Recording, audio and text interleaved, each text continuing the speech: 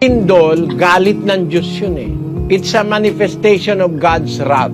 Basahin natin ang Job 9:5. Na siyang naglilipat ng mga bundok at hindi nila nalalaman pagka nililiglig niya sa kanyang pagkagalit. Na siyang umuuga ng lupa sa kanyang kinaroroonan at ang mga haligi nito ay nangayayanig. So yung lindol, it's a manifestation of God's wrath. Basahin natin ang Jeremias 4:24.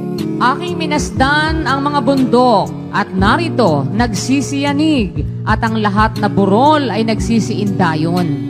Ako'y nagmasid at narito walang tao at lahat ng mga ibon sa himpapawid ay nangakatakas.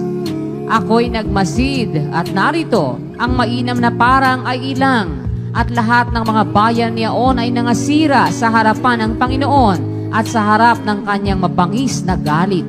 Galit ng Diyos yung pag-uga o paglindol, kapatid. Gis-gis ng Jeremias.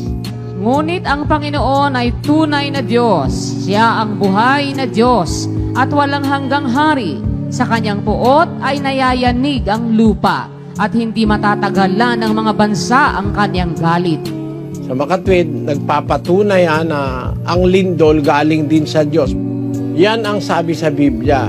Yang lindol, yang mga malalakas na natural calamities, yan ay manifestation ng galit ng Diyos dahil sa kasalanan ng tao. Ang sabi nila, likha raw ni Satanas yan. Pero ang totoo, hindi pwedeng alugin ni Satanas ang mundo.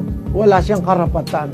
Nung nakipag-usap siya sa Diyos para patunayan ng Diyos yung tungkol kay Job, nakapagpagawa siya ng malakas na hangin para mamatay yung mga anak ni Job eh. Pero yun ay sa pahintulot ng Diyos. Hindi nagagawa ni Satanas yun sa kanyang sarili.